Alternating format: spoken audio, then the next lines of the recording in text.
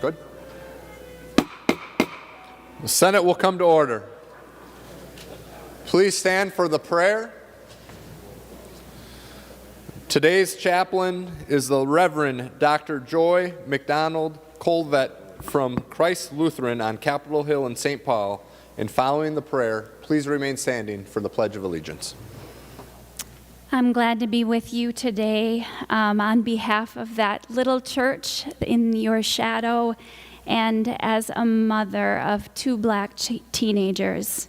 I adapt this lament from a litany for those not ready for healing by Dr. Yolanda Pierce. Let us not rush to the language of healing before understanding the fullness of the injury and the depth of the wound. Let us not rush to offer a Band-Aid when the gaping wound requires surgery and complete reconstruction. Let us not speak of reconciliation without speaking of reparations and restoration, or how we can repair the breach. Let us not rush past the loss of this mother's child, this father's child, someone's beloved son. Let us not value property over people. Let us not protect material objects while human lives, water, breath, hang in the balance. Let us not value a false peace over a righteous justice. Let us not be afraid to sit with the ugliness, the messiness, the pain that is life in community together. Let us not offer cliches to the grieving. Instead, let us mourn, lament, weep. Let us be humble and listen to the pain, rage, and grief pouring from the lips of Black, Indigenous, Asian, migrant, Muslim, Sikh, non-religious, neighbors, friends, and strangers. Let those with privilege decrease, so that our siblings who live on the underside of history may increase.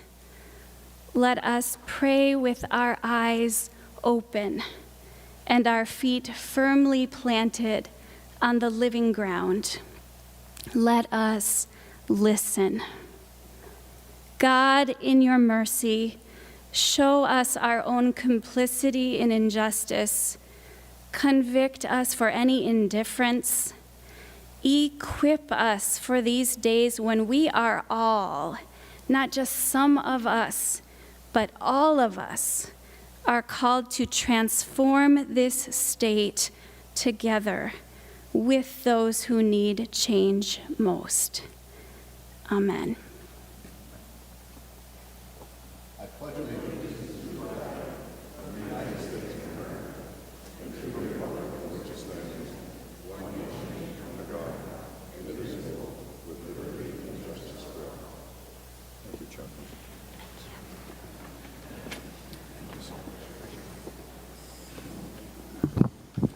Secretary will take the roll. Senators Abler, Anderson, Bach, Benson, Bigham, Carlson, Chamberlain, Champion, Clausen, Coleman, Swedzinski, Dames, Dibble, Dornick, Draheim, Duckworth, Dietzick, Eaton, Eichhorn, Eakin, Fate, Franzen, Friends, Gazelka, Gagan, Herr, Hoffman, Housley, Howe, Ingebrigtsen, Isaacson, Jasinski, Johnson, Johnson, Stewart, Kent, Kiffmeyer, Klein, Karan, Kunish, Lang, Latz, Limmer, Marty, Matthews, McEwen, Miller, Murphy, Nelson, Newman, Newton, Osmic, Pappas, Port, Pratt, Putnam, Rarick, Rest, Rosen, Rude, Senjum, Tomasoni, Torres Ray, Utke, Weber, Westrom, Uyghur, Wickland. Pursuant to Rule 14.1, the following members intend to vote under Rule 40.7.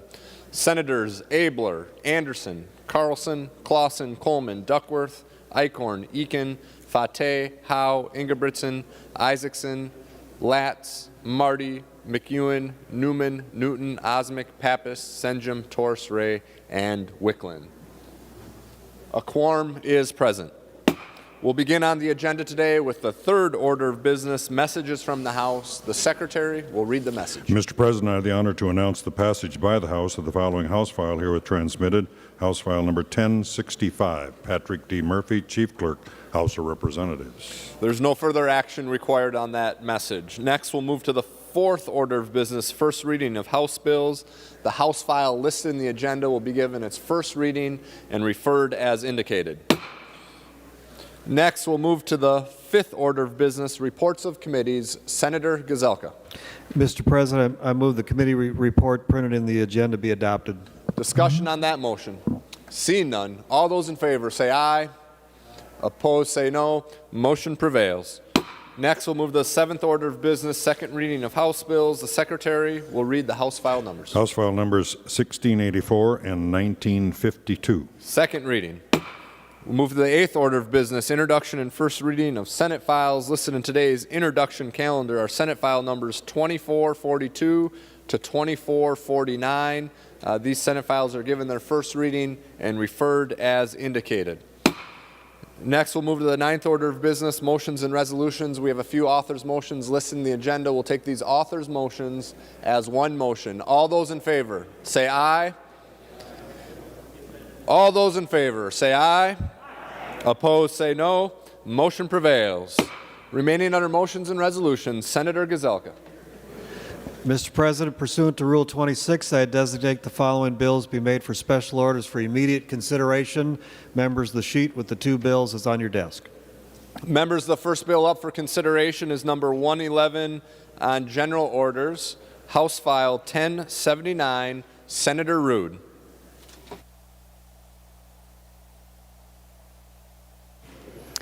Thank you, Mr. President.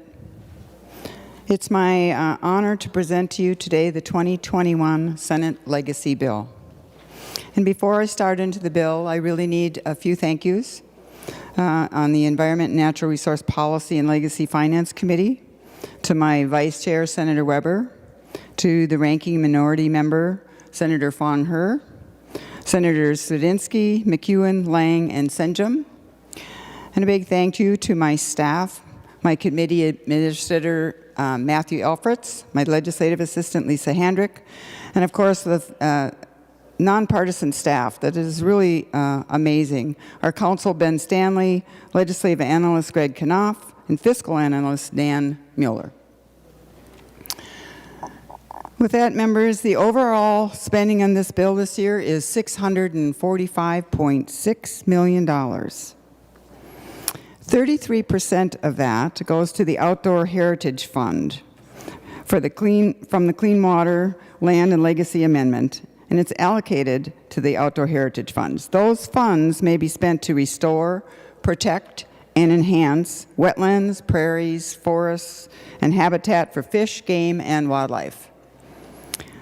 This year, the Senate took all the recommendations from the Lessart Sam's Outdoor Heritage Council to the total spending in this portion of the bill of $128 million. Then we have the Clean Water Fund, which is also 33% of the allotted funds and may only be spent to protect, enhance, and restore water quality in lakes, rivers, and streams, and protect groundwater from degradation. At least 5% of the Clean Water Fund must be spent to protect drinking water sources.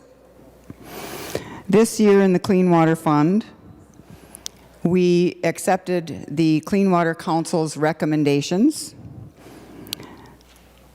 when they first presented them in our committee, which is different from when we found out that we had more money to spend.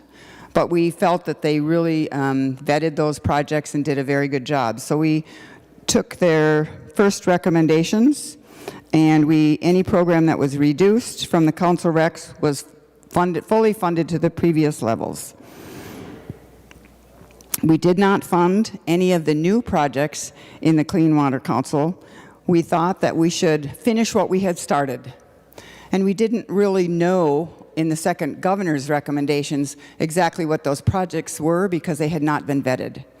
So with that, we spent the money on CREP, $15.5 million.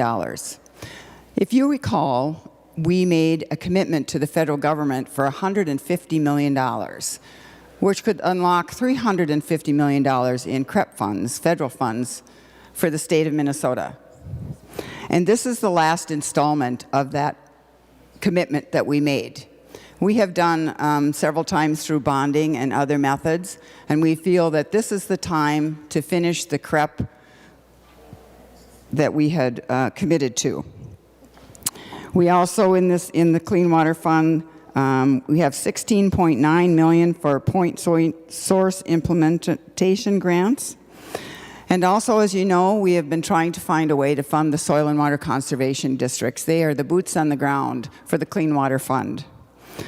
The governor funded them to the tune of $17 million and left no way forward for them to find the rest of the funds. The House funded them to $12 million with no second-year funding.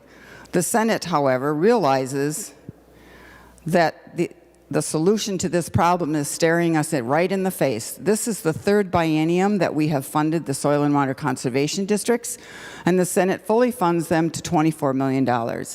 Members, we fund Bowser, DNR, MPCA. We fund all the agencies through the Clean Water Fund. It only makes sense to fund the boots on the ground that implements 90% of the projects that we fund. With that, the total clean water spending is $256.7 million. The Parks and Trail Funds receives 14.25% of this revenue, and we continue the 40-40-20 split between the Metro Parks, state parks, and regional parks. This partnership has worked very well, and we are continuing it in this bill. The total Parks and Trail spending is $110.6 million. Then we are on to the Arts and Cultural Heritage Fund. This receives 19.75% of the money, and 47% of that is dedicated to the State Arts Board, and we receive that by statute, and this bill does that. It funds at 47%.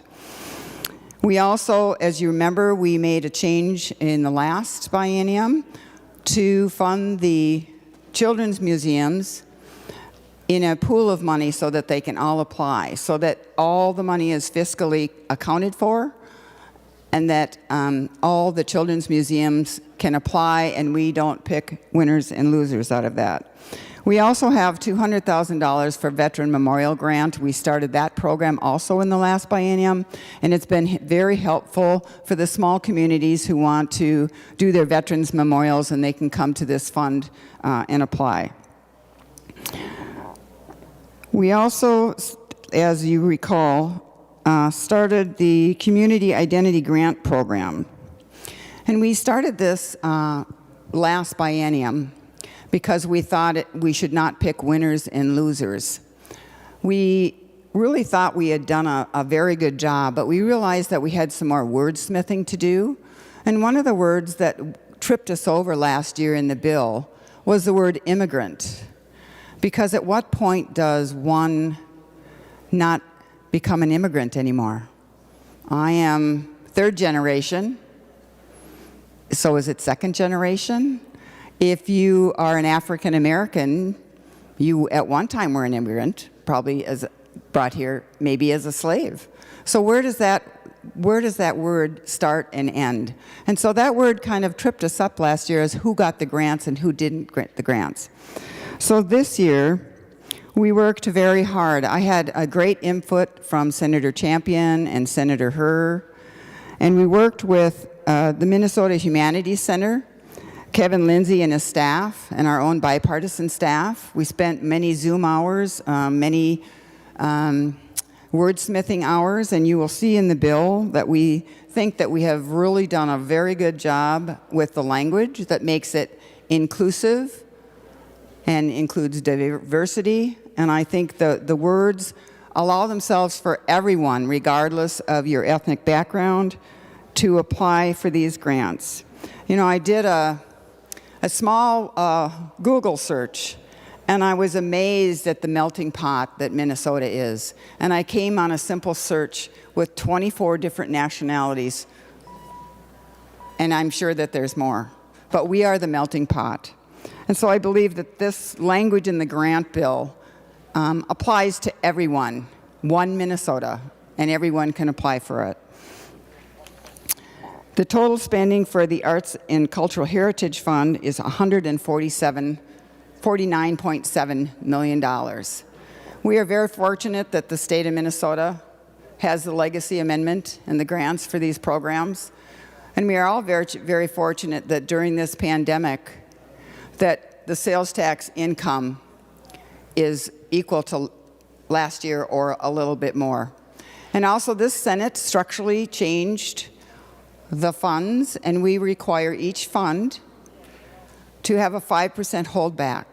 And during the pandemic, it really was a good thing because all of our funds stayed stable and not in the red at all. So the fund is healthy and stable, and I think it's to the credit of the Senate for putting in the guardrails that really keep this bill the way the Constitution and our citizens voted for it. With that, members, that is the 2021 Senate Legacy Bill. And at this time, I will turn it over to Senator Lang because he works very, very hard on the outdoor heritage portion of this bill. Further discussion on House File 1079, Senator Lang. Well, thank you, Mr. President. Thank you, Senator Rude. Just to let all the members know, a portion of this bill is, of course, the Lessard-Sams Outdoor Heritage Council recommendations. I have proudly served in my 4th year on the Lessard-Sams Outdoor Heritage Council, along with Senator Dibble, Representative Becker Finn, and Representative Josh Heitzman out of the House. I know Senator Dibble is new to the committee, but I think he's shortly to find out exactly how much work it actually is and how much the recommendations from that council are vetted. Every spring we get a couple of pretty thick 3-ring binders that I think everybody on the floor has probably heard about in the past. And we start going through project proposals from all over the state. Proposals from large projects to very small projects. And they're all aimed at restoring, and this is an important sentence I want everybody to listen to, restoring, protecting, enhancing Minnesota's wetlands, prairies, forests, and habitat for fish, game, and wildlife. Now, I know that's just one small sentence, but over the course of now 11 years of appropriations that come from the state's 0.3% self-imposed sales tax, I might add, I think we have protected, enhanced all those wetlands, prairies, and forests, and I think we have increased the habitat for fish, game, and wildlife through those years. So I wanted to say a big thanks to the Executive Director, Mark Johnson, who has been nothing but a guiding light as far as the process is concerned. I think the staff that works under him has been nothing but exemplary. The board of Lessard-Sams, you know, I like telling the story, and some of you on the floor probably have already heard it, but I'm going to say it again. As soon as I was appointed to the Lessard-Sams Council, there was a little old man that came wandering into my office by the name of Bob Lessard.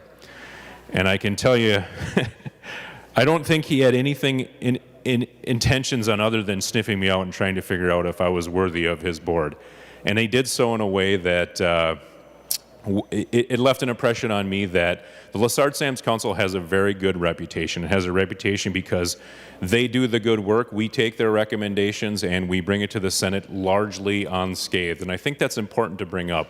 I think it's important to bring up because of that isn't the case with a lot of other recommendation councils as the Senate is concerned, or the House for that matter. And I'm very proud of that. And I think it's a testament to how hard Bob Lessard and Dallas Sams worked to set this up. It's a testament to how hard that board works on an annual basis. And it's a testament to the fact that we as the Senate and the other body, take those recommendations as a whole and drive on. So with that, there's also one little plug I'm going to put in on the website, the State Senate website. There is a One of our members happens to be Ron Shera, and if everybody on the floor probably knows who Ron Shera is, but there's a little snippet and a little video that I'd like you to watch that goes into explanation on the little gift that we gave ourselves in the Outdoor Heritage Council. So with that, members and Senator Ruud, thank you for allowing me to speak, and it's a good bill. Thank you. Discussion on House File 1079. Senator Herr. Thank you, Mr. Chair, and thank you, Senator Ruud, and for explaining the bill, and also Senator Lane as well. As the DFL lead member of the Environmental Policy and Legacy Finance, I appreciate Senator Ruud for giving hearings to the arts and cultural bill that were introduced, and Senator Ruud is very accessible to me whenever I want further explanation or discussion. However, I wish that those requests made by the cultural community are identified in this bill so that we can make the process a little easier for them to receive the fundings. The way we have now for this group or agency is that they came to testify and still have to compete again for the legacy funding once we sign this bill into law. I do notice we do have money for the Indian Fair Council, but and I appreciate for that. But the larger majority of cultural community identity and heritage grant are not identified, so they still have to apply and compete later at the agency level. After all they have been through with us, joining us in giving idea, craft bills, and coming to testify, there's no guarantee that they will receive the support that they came to ask for. There's a chance that the money can go to an organization that weren't aware of our process here at the state level. So I just want to, encourage that we put consideration into that aspect. The reason I speak strongly for the cultural identity community, as Senator Ruud had mentioned, she discovered about at least 24 of our ethnic community in our state, and I would say majority of them are in my district. I know that most of the district have to attend so many parades per year. In my district, I only attend one parade per year, but I have, more than 24 culture bubbles that is even more challenging than many of my senators that drive 2 hours to each city for a parade. And that's why I have to speak loudly, be as inclusive as I can. Although I will compile this omnibus bill a little differently, but I understand Senator Ruud. And I know that this is not the end of this bill. This is still have opportunity to specify further as they travel to conferencing. There's a saying that, and this saying I heard it from a Bollywood film, that sometime a wrong train leads to the right destination. So I hope that this will be the case, since this is not the final version, and yet the final version is to be determined. This bill will pass out of this body, and I just want members to vote based on their conscience. So thank you very much, Mr. President, and I also thank you, Senator Ruud, one more time, and also our members in the Legacy Committee, which is Senator McEwen, Senator Chorzynski, and Senator St. John, Senator Lane, and Senator Weber, and Senator Ruud. So thank you. It was a good committee that we served together. Further discussion on House File 1079. The Secretary will give the bill its third reading. House File Number 1079, a bill for an act relating to state government appropriating money from outdoor heritage, clean water, parks and trails, and arts and cultural heritage funds. Third reading. Final discussion on the bill. Senator Weber. Thank you, Mr. President. I'd like to take this opportunity to thank Senator Ruud for this bill. There are a number of very good provisions in here. One of the provisions I wish to note are two appropriations to the Department of Health to begin a voluntary testing program for private wells. This is important for our rural areas of the state and even some areas in municipalities where private wells may still exist. And I think that this begins the conscious effort to talk about the problems that can be present in private wells and potential remediation. Also, I believe that her handling of the monies through the Humanities Council is indeed a fair and even-handed way. We recognize that there are indeed many groups within our state that would qualify for these monies. And regardless of the effort that we go through as a legislature, it is virtually impossible to ensure that all can be dealt with appropriately and in the amounts that they need. We know that the Humanities Group will make every effort to step forward and to have a process by which all are treated fairly. Also, I want to comment about the fact that we are indeed fully funding our soil and water conservation districts. You know, as we look at these funds, I think all too often we spend a lot of money on studies, and while they are necessary, many times they are elements that, quite frankly, are easily placed in a desk drawer and forgotten about. What we need many times is to use these monies with boots-on-the-ground projects, because I believe that's what the voters of Minnesota intended when they voted for the constitutional amendment that set up these funds. And so I just wish to thank her for making sure that that is handled, as well as the funding of the CREP dollars. At the end of the day, those who have chosen in the past to do bonding money with this, I believe will appreciate the fact that those bonding dollars are now available to handle the needs of our communities across this state. And so with that, I encourage everyone to give a green vote on this bill. Final discussion on House File 1079. Senator Ruud. Thank you, Mr. President, and thank you, members. You know, we couldn't put this bill together with all the input from all the members here. You've been very generous with your comments and your getting a hold of me and giving me your thoughts on things. And so I think we put together an amazing bill this year. And Senator Herr, I'm going to challenge you, if you've ever been up to Senator Tomassoni's district on who has the most nationalities, because my dad is from Hibbing, Minnesota, and I will tell you that if you go up into the Hibbing Cemetery, you will see the most amazing melting pot mix of people you have ever seen.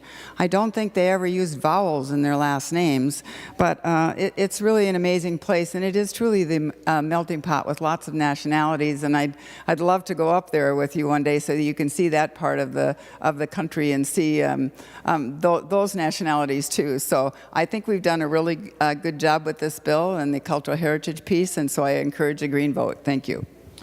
Members, we're on final passage of House File 1079.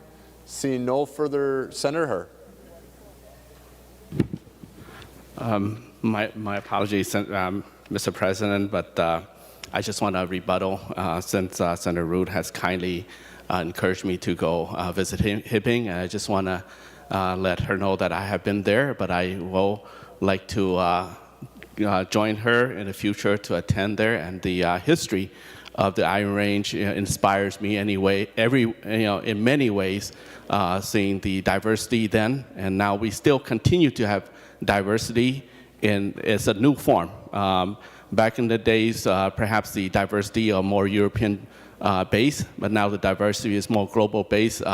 We have people from Southeast Asia, and some are immigrants and some are refugees, and we have people from Southeast Asia to Eastern Europe to East Africa, all over the place. It's a little different now, but it's still the same immigrant-driven country, and so we will continue to welcome, newcoming to our country, and I will wholeheartedly look forward to a visit again with Senator Rood to Hibbing or to any place in northern part of our state. Thank you. Members, we're on final passage of House File 1079. Seeing no further discussion, the Secretary will take the roll.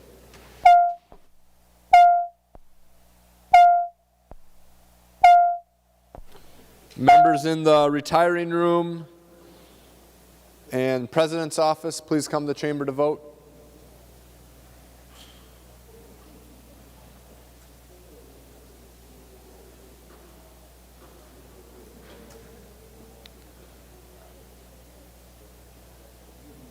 Members in rooms 323 and 206, please come to the chamber to vote.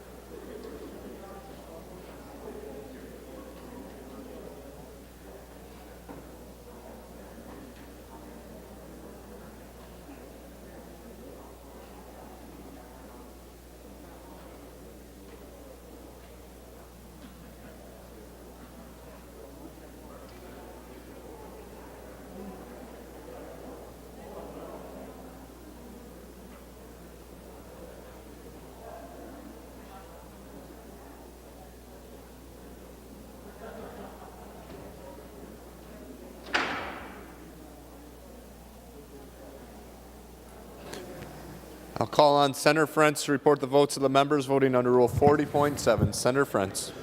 Thank you, Mr. President. Senator Carlson votes aye. Carlson votes aye. Senator Frentz. Senator Clausen votes aye. Clausen votes aye. Senator Frentz. Senator Eakin votes aye. Eakin votes aye. Senator Frentz. Senator Fateh votes aye. Fateh votes aye. Senator Frentz. Senator Isaacson votes aye. Isaacson votes aye. Senator Frentz. Senator Latz votes aye. Latz votes aye. Senator Frentz. Senator Marty votes aye. Marty votes aye. Senator Frentz. Senator McEwen votes aye. McEwen votes aye. Senator Frentz. Senator Newton votes aye. Newton votes aye. Senator Frentz. Senator Pappas votes aye. Pappas votes aye. Senator Frentz. Senator Torres Ray votes aye. Torres Ray votes aye. Senator Frentz. And Senator Wickland votes aye. Wickland votes aye.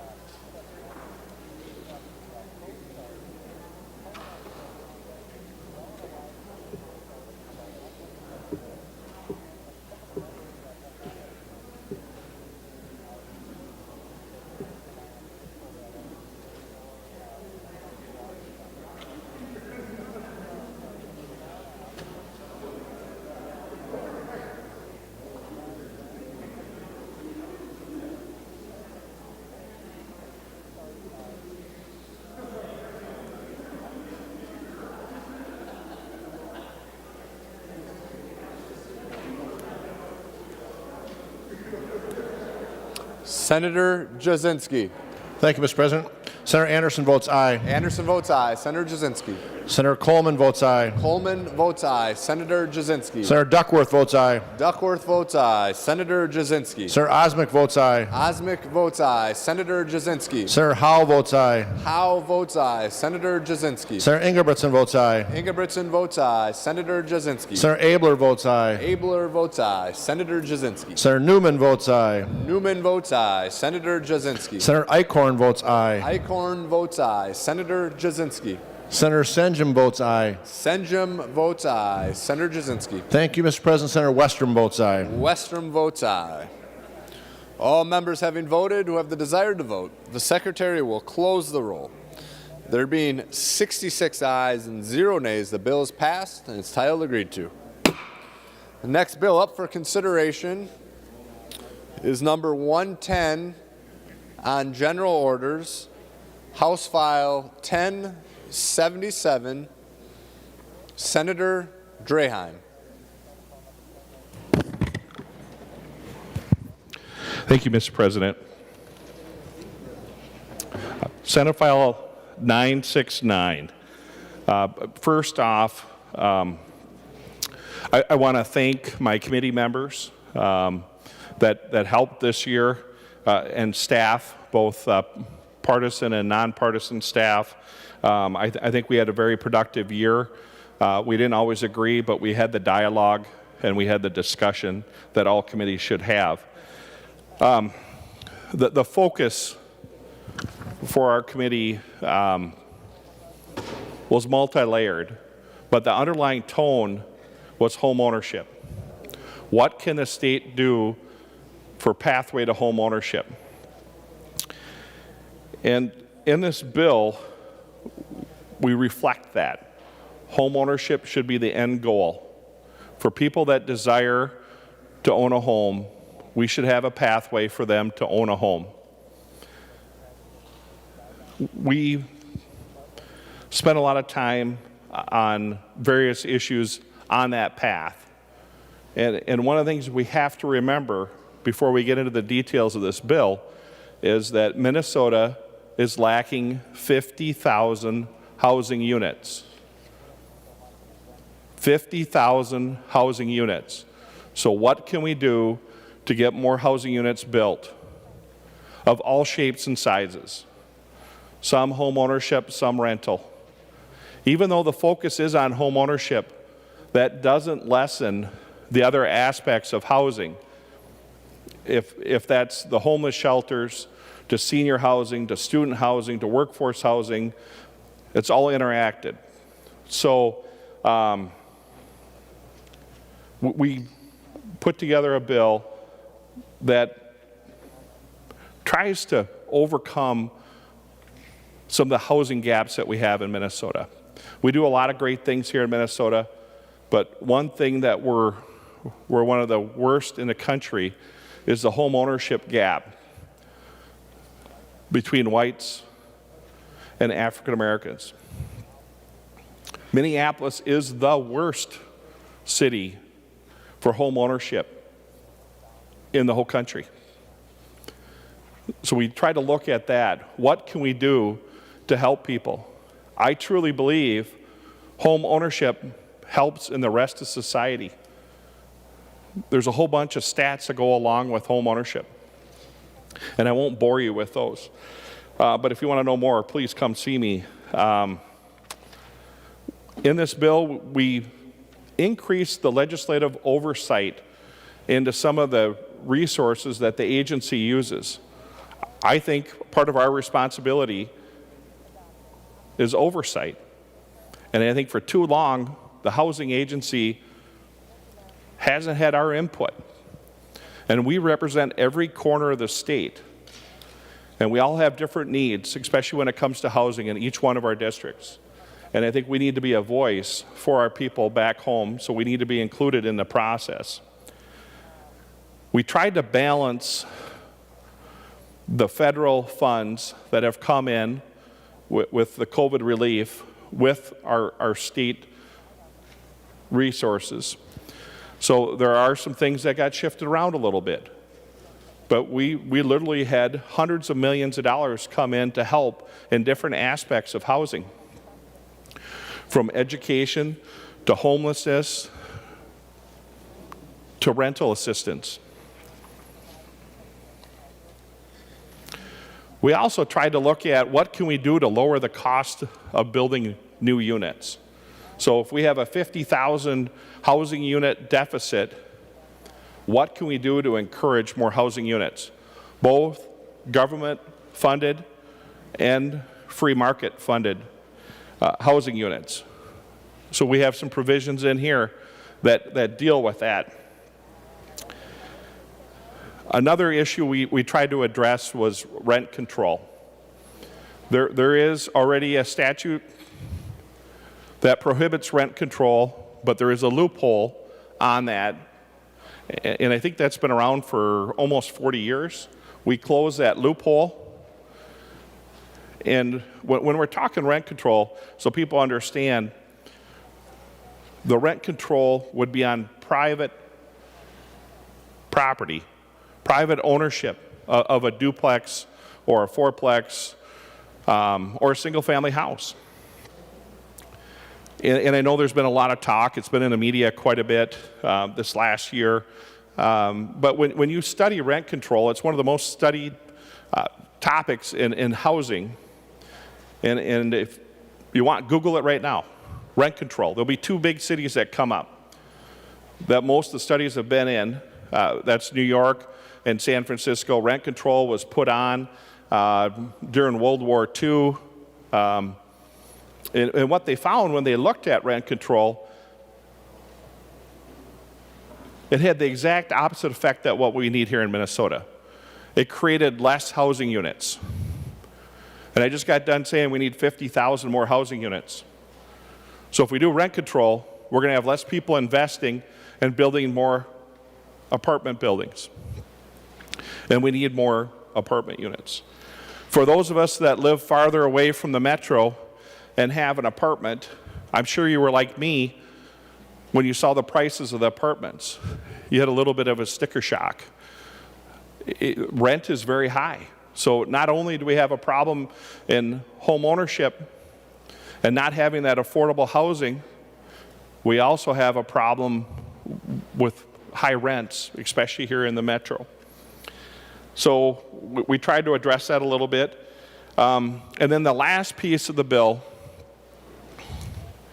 is the bill that we heard in the last week here about the off-ramp for the eviction moratorium. And I hope that website will be up and running very shortly. And we need to encourage all our constituents back home to log onto that website and use it and get the help that is available for them to help them. Members, there's a lot of other little bills that were included in here that are bipartisan, that we put in, or we put in a provision from their bills. I won't go through the laundry list of them, but I will like to offer an amendment if I could, President Miller. Senator Draheim, what's the number of your amendment? The A9. Senator Draheim offers the A9 amendment. The Secretary will report the amendment. Senator Draheim moves to amend House File 1077 as amended pursuant to Rule 45 adopted by the Senate April 19th as follows. Page 32, line 4. This is Amendment A-9. To the amendment, Senator Draheim. Thank you, President Miller.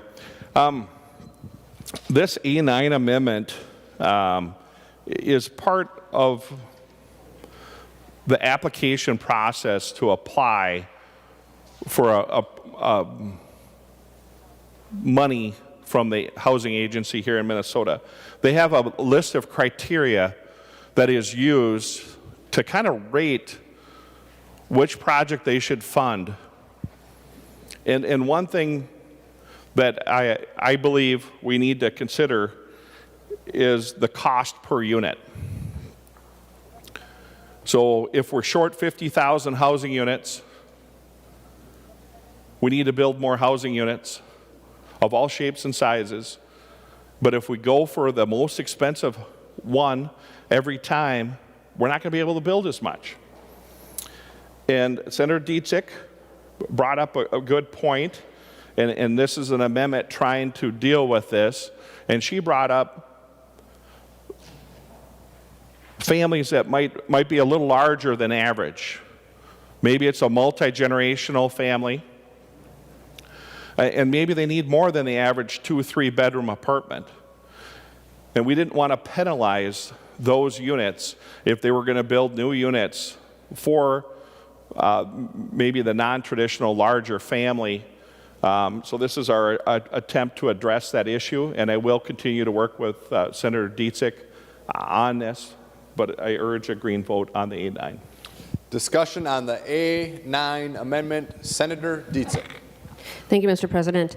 Yes, members, in the Housing Committee and on this bill, we did have a lot of really good discussions, and the idea is how do we keep the cost low, and there are a lot of things that go into the cost of housing, but if we're going to be looking at how do we do that, the cost per unit of housing did raise a question, because I have a lot of small families and large families in my district and multi-generational families in my district, and they're not just in my district, they're all across the state. And so we needed to look at how do we do this so that it isn't anti-family. We want families to be able to stay in homes and get in homes, and from apartments to home ownership. And so I think this amendment, I worked with some of the advocates trying to come up with a solution. I know Senator Draheim was talking to people to try to come up with a solution. I don't know if we're there yet, but I think this goes in the right direction. I think it is a step in the right direction, and so I do encourage a yes vote. Thank you. Further discussion on the A9 amendment. Senator Limmer.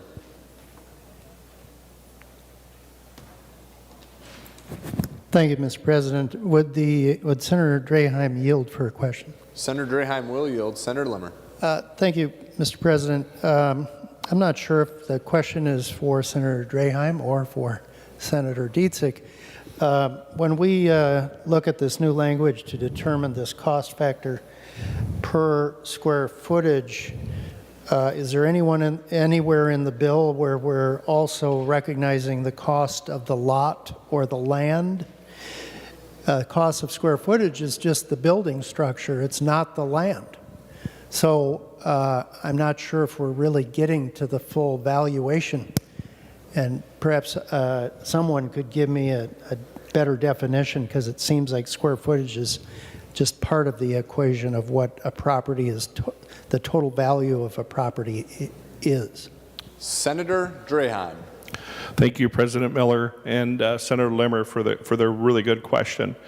And I just want to remind members that this is one of dozens of things that score a project.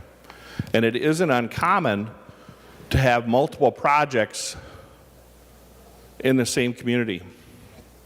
And I think one would assume that property costs in Maple Grove are probably pretty similar in most parts of Maple Grove, so that is the intent. It's one of dozens of factors that we're encouraging the agency to use when they pick sites. Senator Limmer. Thank you, Mr. President. I see that in adopting this amendment, we would be eliminating the definition of cost per unit of housing. And that's why I raised my question. It seems like we're getting a more narrow focus on determining value simply because of this cost of square footage, which means the cost of construction. And I agree, there's many factors that can come into even the cost of square footage. The quality of floor coverings, the pitch of your roof, which determines the cost of a roofing truss, the cost of even bathroom fixtures, all determine the cost of the per square footage. And it's very hard to determine. As you look at trying to determine, I quite honestly think that the cost per unit might be a better factor, but I could stand to be debated on that. But nevertheless, depending on even the cost or the quality of the windows, and quite often we know that there are contractors that'll cheapen up a house just to determine a better profit picture for them. They do it all the time.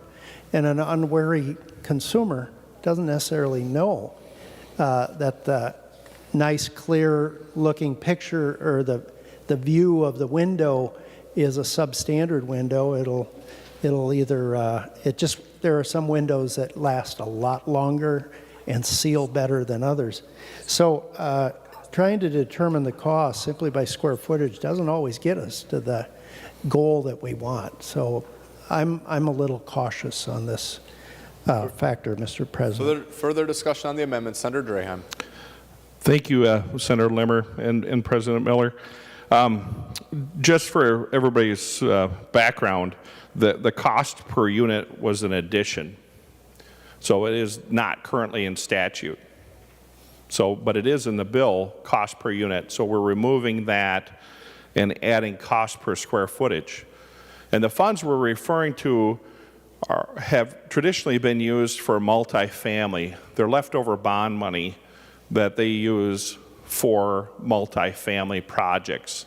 So it wouldn't be single-family homes, it would be multifamily projects.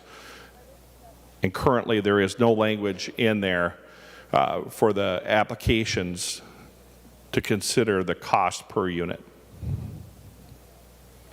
Any further discussion on the A9 amendment? Seeing none, all those in favor say aye. Aye. Opposed say no. Motion prevails and the amendment is adopted. Further discussion on House File 1077, Senator Dames. Well, thank you, Mr. President. Members, I have the A8 amendment. Senator Dames offers the A8 amendment. The Secretary will report the amendment. Senator Dames moves to amend House File Number 1077 as amended pursuant to Rule 45 adopted by the Senate April 19, 2021 as follows. Page 30 after line 18, insert. This is the A8 amendment. To the amendment, Senator Dames. Well, thank you, Mr. President. What this amendment would do is when there's a contingency that's provided in a grant award under this section, changes to the project made by the developer to meet the contingency shall not be considered a change in the project scope, and the grant must be funded provided that the number of affordable units is not reduced. An increase of the number of affordable units is allowed if required to cover the increased financial cost of meeting agency contingencies, and additional state funds are not solicited. Additional state funds are not solicited for the project, but additional local matching funds may be solicited for the project under this subdivision, including but not limited to the funds from the local government units. What it amounts to is I'm familiar with a situation to where they were going to put in X number of units, and then there was a contingency put on that would raise the cost by about $1.3 million to the project, so they wanted to add number of homes, and it was determined that that would require a new application. And all that was being changed was to add a number of homes in order to meet the contingency that were put on.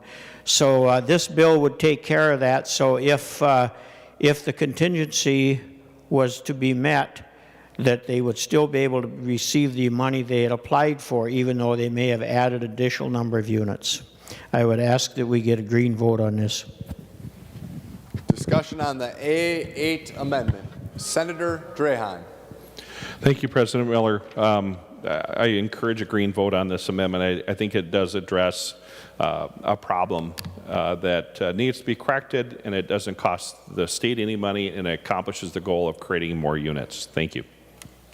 Further discussion on the amendment. Senator Dietzick. Thank you, Mr. President. Will Senator Dames yield? Senator Dames will yield. Senator Dietzick. Thank you. So for people watching and people out there listening, this amends Minnesota Statute Section 462A.39, which is the Workforce Housing Development Program, and this is, I believe, a program for Greater Minnesota. Will Senator Dames yield? Senator Dames will yield. Senator Dietzick. Is that your question, or No. do you have a question? Okay. I have other questions. So there's two of them that are very, very similar. One's Section 3.8 and one is Section 3.9. And so, Senator Dames, is this the one that is dealing with Greater Minnesota? Senator Dames. Thank you, Mr. President. And I would have to get some advice on that. I am not sure if that just strictly is for Greater Minnesota. Yes, that is strictly for Greater Minnesota. Senator Dietzig. Thank you, Senator Dames. Yes, I did find it in the eligible area. And so when you're talking about the contingency, and I have a vague recollection of this discussion, so I apologize, will Senator Dames yield for follow-up? He will continue to yield. Senator Dietzig. Thank you, Senator Dames. So when there's a contingency, something needed to happen, is the city still, because I'm assuming since you talk about that you can go back to the local government for more funds, and so is the city still able to, let's say they need to add 20 homes, can the city still say, yeah, we don't know if that works, we'll allow you 10 homes, or, I mean, is there still some guidance or parameters that the city could say when this is happening? Senator Dames. Thank you, Mr. President and Senator Dietzig. This would not change the city's ability to make decisions. This would not change their input on that.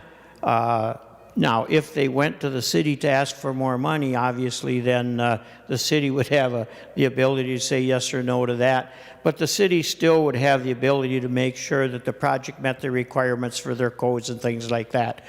So that would not be in effect. We would not have a problem. Senator Dietzig. Thank you, Mr. President. Thank you, Senator Dames, for that answer. And with that, I think this works because I think there are still some guardrails around it and the city still has some local control. So I would urge a yes vote. Further discussion on the A8 amendment? Seeing none, all those in favor say aye. Opposed say no. Motion prevails. Further discussion on House File 1077 as amended. Senator Champion. Thank you, Mr. President. Thank you for the opportunity.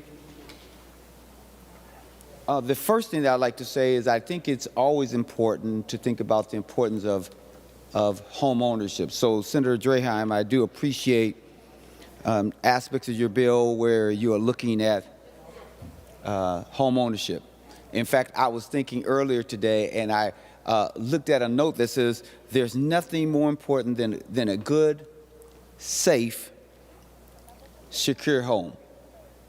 And of course, we all know Dorothy when she was saying that there's no place like home. And I'm sure that we all would agree with that there's no place like home. But it's interesting that when you're younger, home is a place you grow up wanting to leave and grow old wanting to get back to. Like you wish that you could go back home and that you didn't have to worry about bills and all the other things that we sometimes worry about. But the challenge presented is not everyone enjoys home ownership, and we have a tremendous gap in Minnesota. And I heard Senator Draheim talk about that being a reality, that we have a real problem here in Minnesota when you think in terms of the gaps. For an example, when you compare blacks to whites, only 1/4 of 3/4 of white families in the Twin Cities own their homes, and only about 1/4 of black families own their home. And when you think about that roughly 77% number, 60% of Asians own their home, while 50% Hispanic folks own their home, and only 49% of natives own their home. So that gap that you talked about, Senator Draheim, is real. Not to mention the fact that this area, Minneapolis or Minnesota, has a long history where racial covenants made it hard for blacks to own homes in white communities. And members, we understand that home ownership is the threshold to building wealth, stability, and strong communities. And due to this enormous home ownership gap that we all know about, and we just heard Mr. President, Senator Draheim talk about it, since 2016, because of this enormous gap, Former State Senator Jeff Hayden and I put forth an equity bill, and we talked about not just our bill, but how in other aspects of our world here, whether it's education, home ownership, we thought it would be important to develop intentional strategies to deal with the various disparities that we all know so much about. And as a part of that intentional strategy, we funded, or asked to have funded, Build Wealth Minnesota to address these inequities. And by all accounts, Mr. President, they've done a great job. And as required, they presented timely reports to the Minnesota Housing Finance Agency to verify their work and their success. And in spite, unfortunately, of this great work to address the home ownership gap, this bill right now removes the appropriation, or the base appropriation, that we had available for Build Wealth Minnesota. And we know that in order to deal with disparities, we must deploy and embrace our desired outcomes. And I believe such a strategy includes the direct support for Build Wealth Minnesota. So with this in mind, I offer the A4 amendment, Mr. President. Senator Champion offers the A4 amendment. The Secretary will report the amendment. Senator Champion moves to amend House File Number 1077 as amended as follows. Page 6, delete lines 3 to 12 and insert. This is the A4 amendment. To the amendment, Senator Champion. Thank you, Mr. President. Thank you, President Miller. This A4 amendment just restores the base funding to Build Wealth Minnesota because that money was taken and deployed into other aspects of the bill. And as I mentioned earlier, this wonderful organization, Build Wealth Minnesota, is in my district, but it doesn't just serve my district. I think that's important to note. I looked at the report just to make sure that I could articulate with clarity some of the things that Build Wealth Minnesota is known for. One is that when I looked at their goals and the report that they submitted to the Minnesota Housing Finance Agency, they exceeded their household goals. And they served families and households in the 7 metropolitan area. 95% of households of color or Hispanic ethnicity, 86% of the households earned less than $60,000 per year, and 62% had a challenging credit score. Geographic distribution, as I mentioned, folks from Hennepin County, Ramsey County, Anoka County, Dakota County, Scott County, and Washington County all had an opportunity to be served by this important initiative. And it's for that reason that I believe that there is a statewide interest, and is also seeks to close the disparities gap, and I think it will continue to serve an important purpose. So thank you, Mr. President, and I hope that I can get support on the A4 amendment.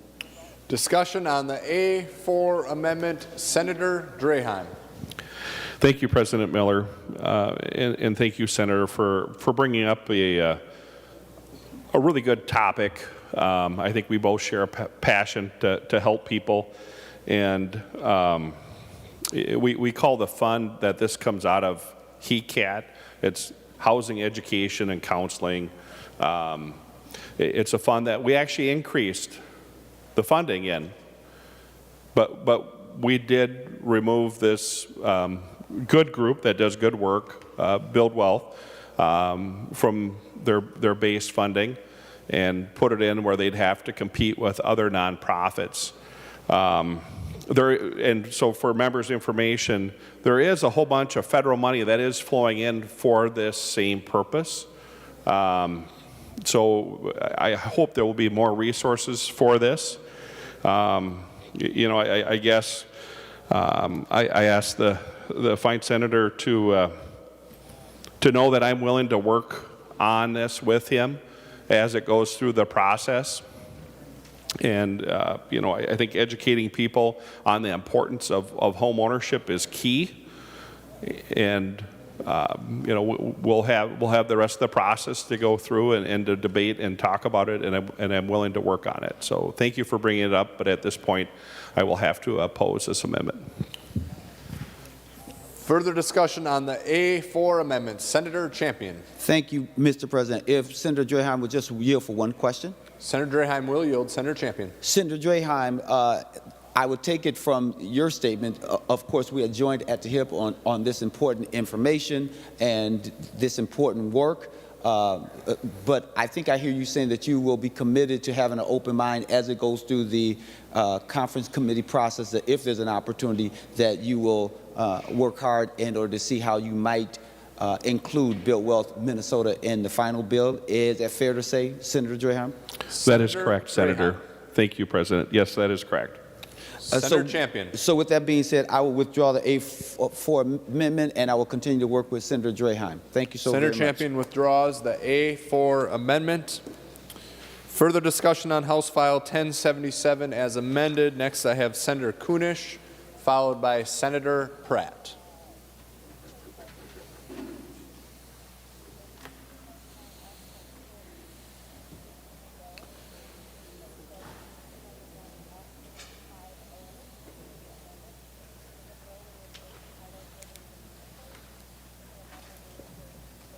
Senator Kunish. Thank you, Mr. President. Let me get myself organized. So I am here to present the A3 amendment. Senator Kunish offers the A3 amendment. The Secretary will report the amendment. Senator Kunish moves to amend House File number 1077 as amended as follows. Page 2 after line 15 insert. This is the A3 amendment. To the amendment, Senator Kunish. Thank you, Mr. President. As part of the Omnibus Housing Finance and Policy Bill, our Senator Draheim's committee cut $2 million from the Challenge program and removed a rider under the program of $1.208 million per year for housing projects that are specifically for our American Indian communities. That rider has been constant since 2012, and despite the increasing costs, the Challenge program Challenge program, $7 million in fiscal year 12 to $12.9 million, and fiscal year 19 the same. It has not increased for this program at all. And what it does, in this bill, what it does, it leaves out or it removes loans to our American Indian communities. And those loans can establish revolving loan fund and make eligible loans pursuant to Subdivision 4B to our American Indians, and it also has left out loans to urban American Indians. What it did in the past is it would expand monies for a purpose of Section 462A.7, and that includes the establishment of a revolving loan fund for programs for urban American Indians, and may pay the costs and expenses necessary to incidentals to the development and operation of those programs.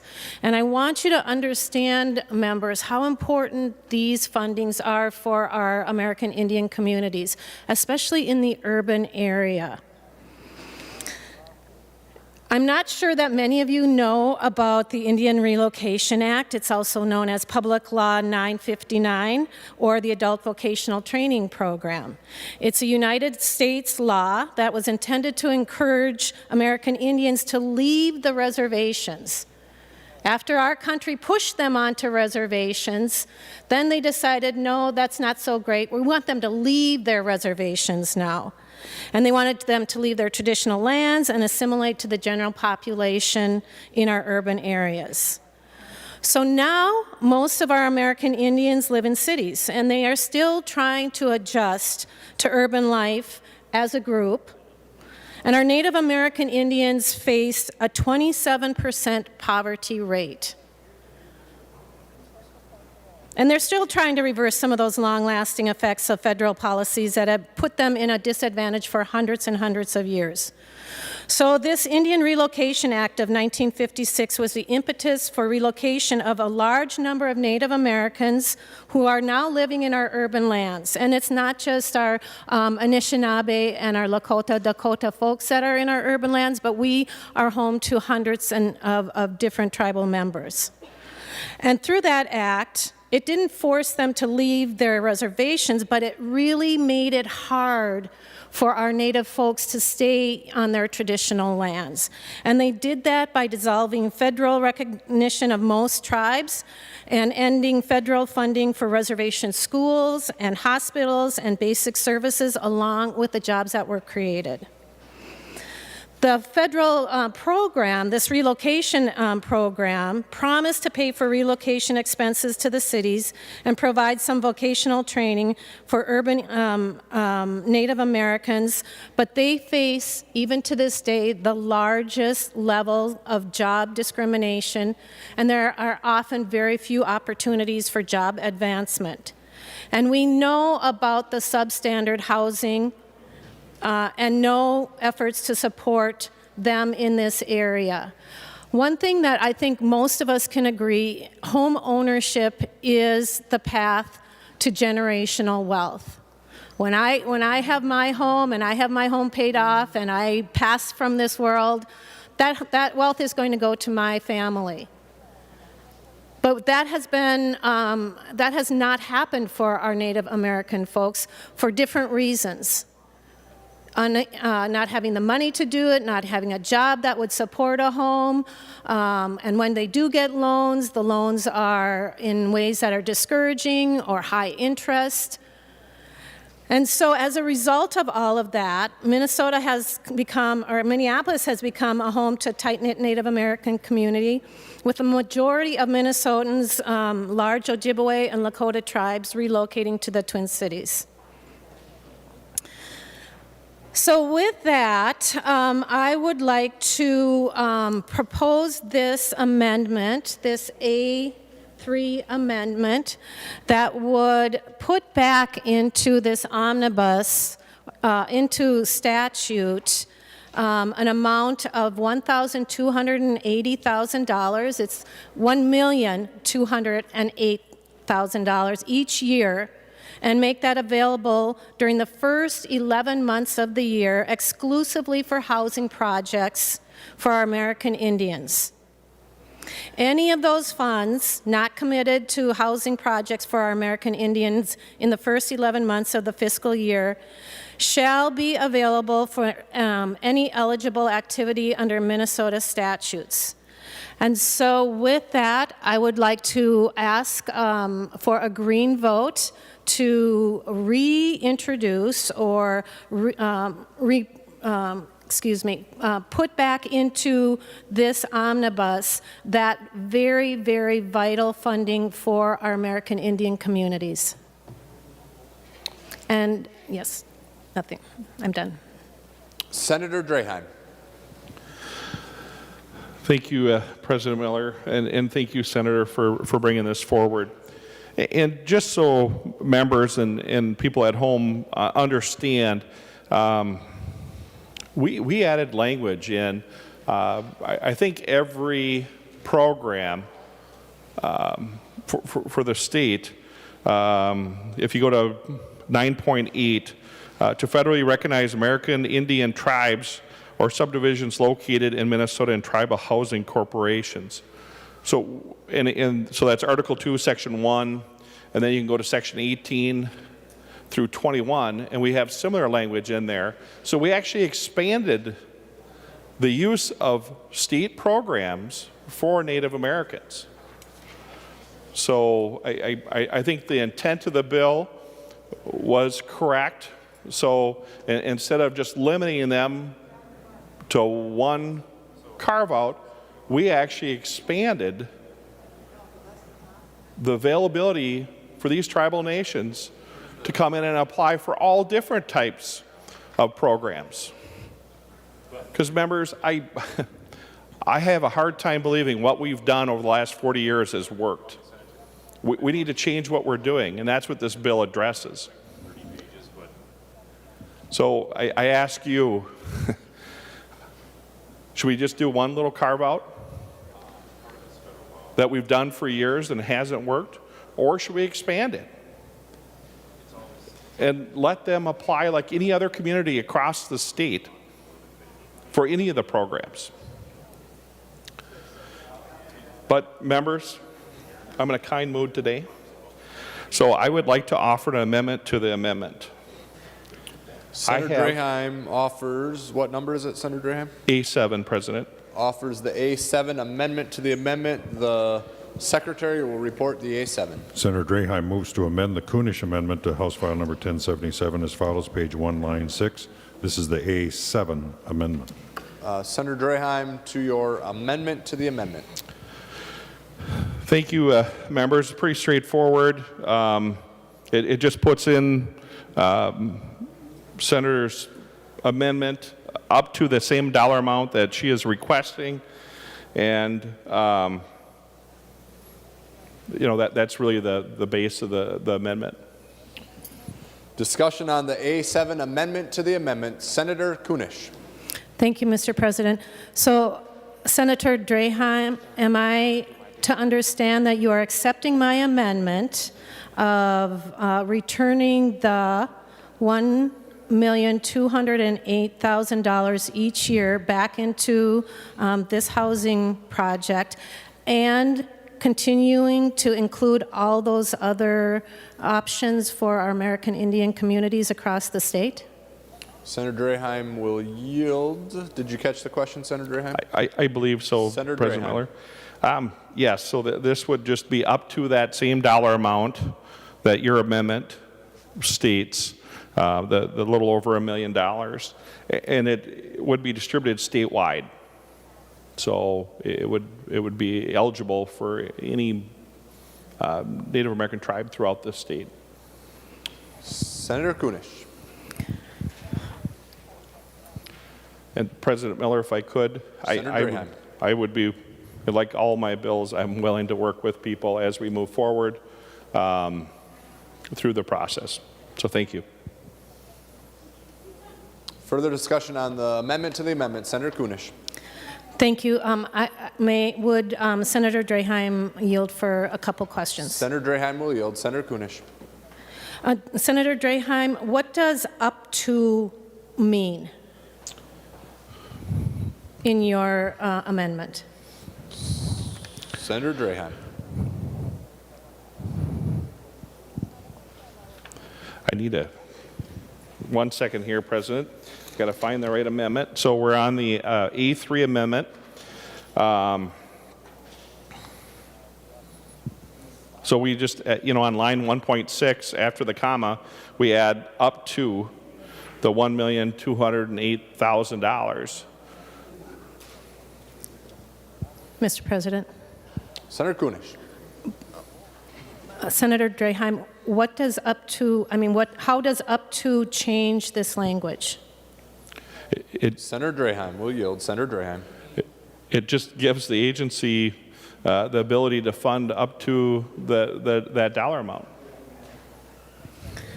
Senator Kunish. Not to exceed. So, Senator Draheim, could it mean that they would possibly fund less than that amount if they so choose? Senator Draheim.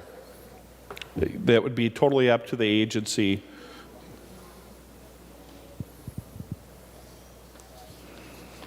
Senator Draheim, Senator Kunish. Senator Draheim, I'm just a little confused by that language and the necessity for that. May I go on, Mr. President? Are you asking Senator Draheim to continue to yield, or do you have? I am. Senator Draheim will yield. Senator Kunish. Okay. And then, Senator Draheim, would you please also explain your new language? The amount under this paragraph shall not be included in the statewide distribution of grants under Minnesota statute, section 462.8.33, subdivision 2. I'm not familiar with that subdivision, so I don't know what that means. Senator Draheim. Thank you for the question, Senator, and thank you, Mr. President. My understanding that section has to do with distributing of funds, and it has to be equal for outstate versus metro. Senator Kunish. So I'm still quite not sure about this amendment and what it is trying to do. And if I had a choice, I would not accept it. Further discussion on the amendment to the amendment? All right, members, we're on the A7 amendment to the amendment. All those in favor say aye. Aye. Opposed, say no. Nay. We will take a brief pause to gather the votes of the members in alternate locations.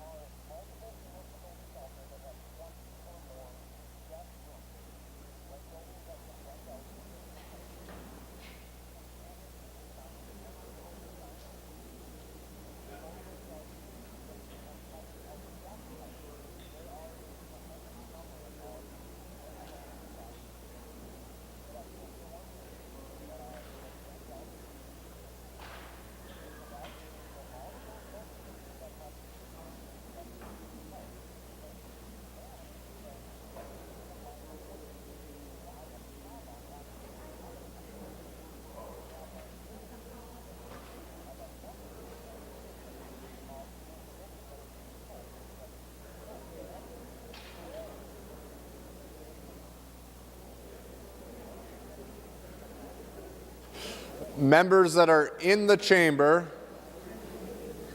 if you are an aye on the A7 amendment to the amendment, please stand at your desk. Members in the chamber who support the A7 amendment to the amendment, please stand at your desk.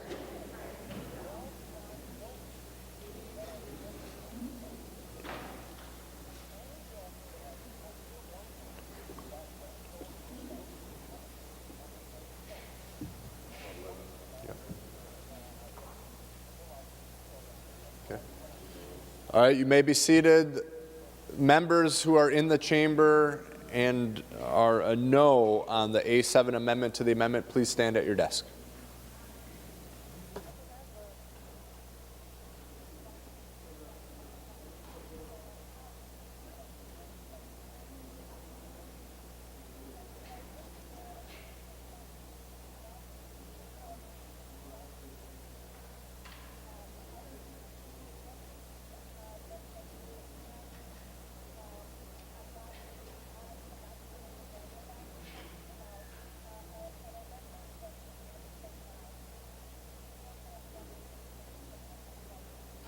All right, you may be seated. We'll get the total number of remote votes. Senator Frentz, please report the total number of aye votes and no votes for those voting under Rule 40.7. Senator Frentz.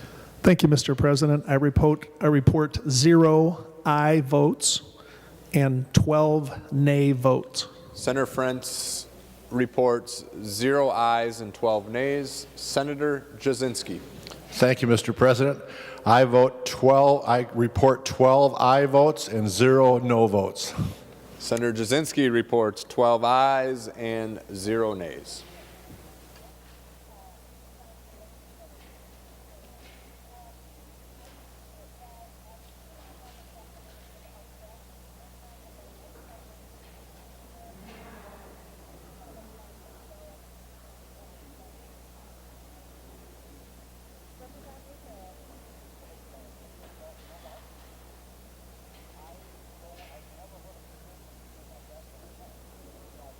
Receiving a sufficient number of aye votes, the motion prevails and the A7 amendment to the amendment is adopted. We are now back on the A3 amendment as amended. Senator Kunish. Thank you, Mr. President. With this amendment, would Senator Draheim yield for questions? Senator Draheim will yield. Senator Kunish.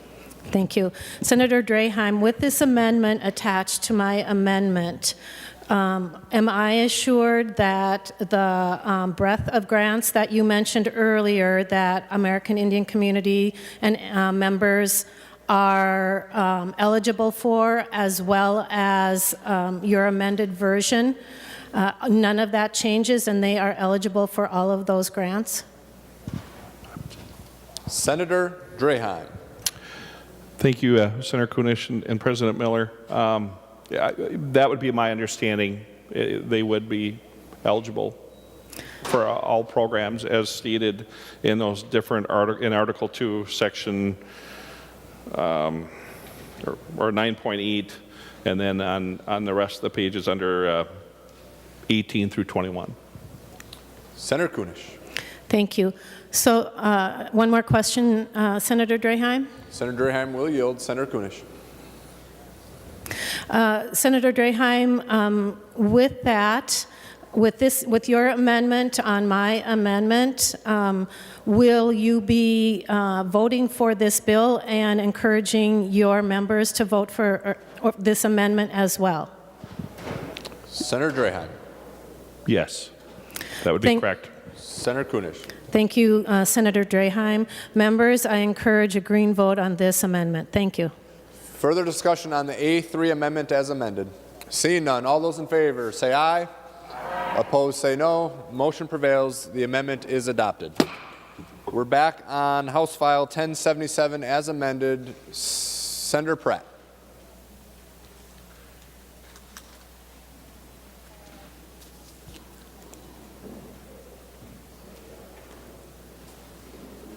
Thank you, Mr. President. I'd like to offer the A1 amendment. Senator Pratt offers the A1 amendment. The Secretary will report the amendment. Senator Pratt moves to amend House File Number 1077 as amended as follows. Page 21, delete Section 7 and 8. This is the A1 amendment. To the amendment, Senator Pratt. Thank you, Mr. President. The A1 amendment makes two very significant changes for many of our municipalities, particularly those in the suburbs that are growing and have a lot of greenfield development. This bill would encourage the development of multifamily homes on lots that are designated as single family, and then it also limits a city's ability in Section 8 to require certain aesthetics as part of the development. When you have a fast-growing district, look, we all want affordable housing, but the fact of the matter is that the main costs that are driving up housing right now are the 3 L's: lumber, labor, and land. And we know that the Met Council is restricting the expansion of the MUSA line, driving up land costs. We've got a shortage of lumber coming from Canada, and we've seen labor costs just simply on the demand of work that needs to be done and is being requested on the rise. This will have very little impact on affordability, but what it will do is it will potentially hurt the property values of the people who live in those towns or also in those neighborhoods. And so, Mr. President, I want to make sure that we maintain local control on these, that if we've got a single-family resident lot, that it be designated single-family resident. And if that's to change, it's not at the discretion of the builder, it's at the discretion of the City Council, and that new developments do not diminish the property values for those existing residents. Discussion on the A1 amendment. Senator Draheim. Thank you, President Miller and Senator Pratt. Yeah, I guess I oppose this amendment, and I urge a red vote on this one. But members, if you turn to the bill on page 21, line 10,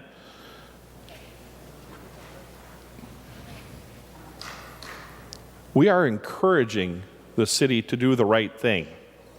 We're encouraging the city to have a section of their town with a little smaller zoning or a little smaller density, so we can have some affordable housing. We don't mandate it has to be 1 block out of 10. We don't mandate that house, how big of a section of land it is. We just encourage the city to do the right thing. We encourage the cities to do what they should already be doing. And I think most of us here are either young enough to remember trying to find their first house, or have a child or a grandchild looking for a house they can afford right now and have a hard time finding one. So, with working with the League of Cities, we tried to come to a compromise, and the compromise is encourage. So I hope, members, you can support the bill as it is written that says encourage. I know we all want to live in those neighborhoods that have the white picket fences, the 4-car garages, but not everybody can afford those big houses in the pristine neighborhoods with the white picket fence and the 4-car garage on a large lot. So, and then if you read down a little bit, 21.32, we talk about the PUDs. PUDs are planned unit developments. Already in statute, it says you can't go above the building code to require buildings. So what we're saying in this language is for single-family homes, not apartment buildings, not commercial buildings, not industrial buildings, but for single-family homes, you can't go above and beyond what's already in law. What is the building code?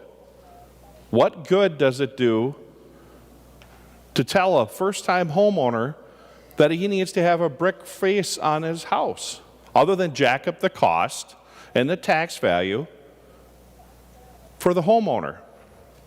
So that's all we're saying. Now, from a property rights standpoint, you can do what you want on your own house. You can buy whichever house you want.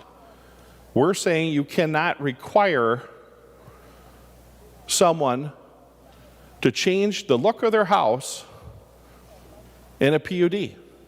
And a PUD is a tool that the cities are using, a very important tool, and we're not eliminating that. We're just closing this loophole that says you can't use aesthetics or the look of a house as a requirement for a PUD. Thank you. I urge a red vote. Discussion on the A1 amendment. Senator Rest, followed by Senator Bigham. Senator Rest. Thank you, Mr. President. I'm trying to track the amendment relative to sections 7 and 8 on page 21 with what comes up on our computers and what is in the paper copy. And just want to make sure that folks that only have access to the bill online here are understanding what Senator Pratt's amendment is. It's fine in the paper copy. It's not so fine online at those two numbers as far as I can determine, Senator Pratt. So I just want some clarification for those who don't have access to the paper copy. Thank you, Mr. President.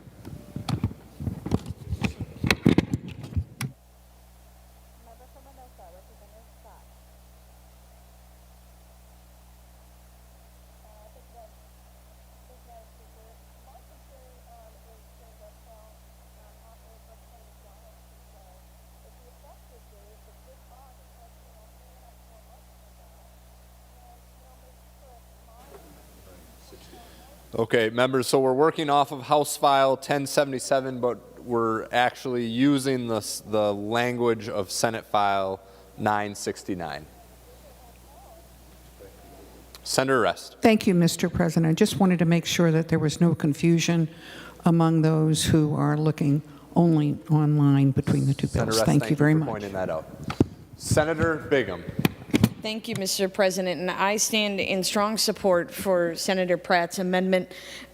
This had robust discussion in the local government committee, and it was very clear that planning staff from a variety of municipalities were in opposition to this. League of Minnesota Cities were, metropolitan cities were, counties were. And one point, going back to my days on the city council, these PUDs are asked for by the developers, meaning there would be a market for the housing developers to come into the cities. It's not like the city waves a sign up that says, hey, we have a PUD here.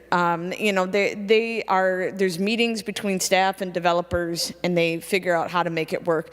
The flexibility is so vitally important for our local governments, and there are anomalies that this would really impact. The first one that comes to my head, and I'm not going to take up a lot of time, but one of the best ways to get rid of tree disease like ash borer and all the other ones that cities have faced is diversity in your trees.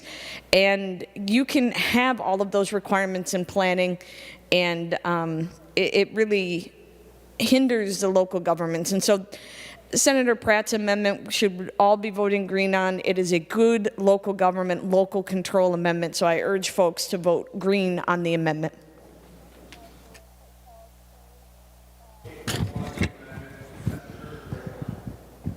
Thank you.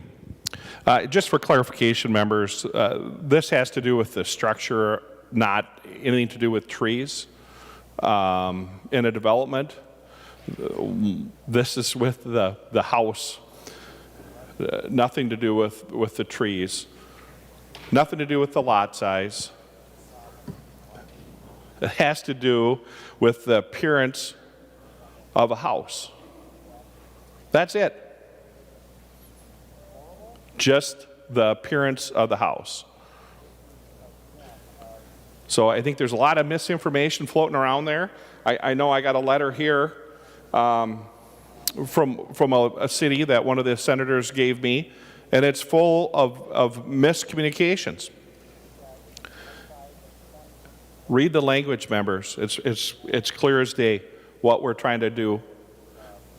And Senator Pratt, I like all senators. I'm willing to work with you on this. I have had at least 30 meetings with the League of Cities, trying to compromise on our our work here, trying to build more affordable housing in the state. And like always, I'm willing to work with you on this as this bill moves forward. Thank you. Senator Pratt. Thank you, Mr. President. And, just so members know, this is not the League of Minnesota Cities amendment. This is organically coming from our local city councils and our mayors and the people who are tasked with keeping property values for existing homeowners where they're at and growing. Because, as Senator Champion so eloquently said, home ownership is where we build a lot of our wealth. And when we talk about banning cities from using specific materials, designs, amenities, I think of a greenfield development that's going to be going in at the end of my block. And I want to make sure that city council has an opportunity to make sure that new development blends in with the old development. But Senator Draheim, if you're willing to continue these discussions, I will withdraw the A1 amendment. Senator Pratt withdraws the A1 amendment. Further discussion on House File 1077 as amended. The Secretary will give the bill its third reading. House File Number 1077, a bill for an act relating to state government establishing a budget for the Minnesota Housing Finance Agency. Third reading. Final discussion on the bill. Senator Port.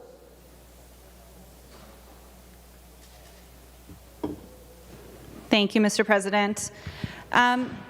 Minnesota has a housing crisis. There are years-long wait lists for people with Section 8 vouchers.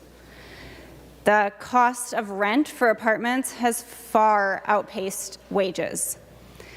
And single-family homes all across the state are selling for tens of thousands of dollars more than their asking price, with people foregoing inspections in order to close on a house quickly. We know that affordable housing, safe housing, is a cornerstone of employment, educational success, and safe communities. Mr. President and members, could you do your job today if your car was your home? Could you come to work and be successful in this job if you did not have stable housing? Kids cannot learn. Treatment for addiction and substance abuse is not successful. Finding and keeping employment is much more difficult when you do not have stable housing. We know that in Minnesota, the racial disparity in home ownership mirrors our shameful disparities in other areas. We have to address that intentionally. And the cuts to the Challenge program, our most flexible fund that addresses that area, show that we are not closing that gap with this legislation. And this was all true before COVID, which has all of these things have only been exacerbated by the pandemic. Yes, we are getting hundreds of millions of dollars from the federal government, and that is really important and really good. And if you are struggling to pay your rent because of COVID, please, please go to renthelpmn.org and apply for assistance. There is assistance coming. Please apply at renthelpmn.org. But that money is for rental assistance for people who have fallen behind on rent due to COVID. It is solving a problem that we have because of the pandemic. It is not going back to address the long-standing concerns in the lack of housing inventory across Minnesota. I will say I do really appreciate the willingness of the chair to add in additional funding for Bridges, which is a vital program that helps to provide housing for those with mental illness while they are on a wait list for long-term housing. But even that funding is only added if there's additional federal funding left over, and that should be a long-term investment that we make year after year.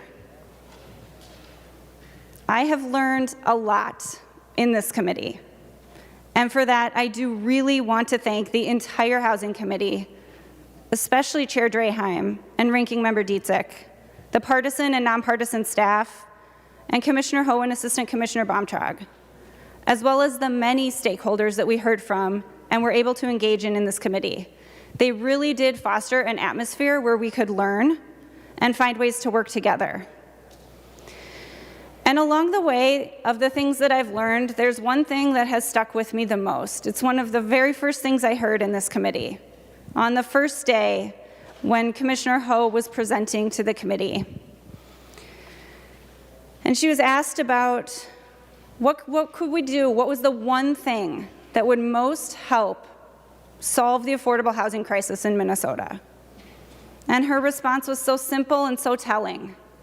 More. We could do more. Just more. 2/3 of all projects that meet the requirements for funding under the agency don't happen because there's not enough funding. 2 out of 3 projects that qualify for funding in Minnesota do not get built.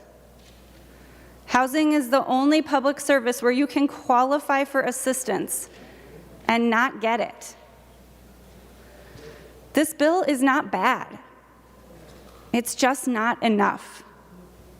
As Chair Draheim said, we need more than 50,000 new housing units built. And the $0 new investment does not move us in that direction.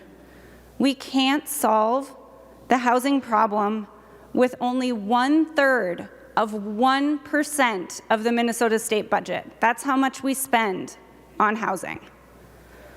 We must make large-scale, long-term investments in housing that actually meets the needs of our communities. We must work intentionally to close the gaps of home ownership. Stable housing for all should be our goal. This bill is not even in the ballpark. Homes. We are talking about homes for Minnesota families. All people of Minnesota having safe and affordable homes. Unfortunately, this bill doesn't meet that need. It doesn't even come close. And I encourage a red vote. Further discussion on House File 1077, Senator Rest, followed by Senator Dietzig. Thank you, Mr. President. I would like to express my appreciation, as I did in committee, for the collegiality that Senator Draheim extended to members of the DFL, not only those of us who were on the committee, but DFL members who brought bills to the committee and that were heard and acted on.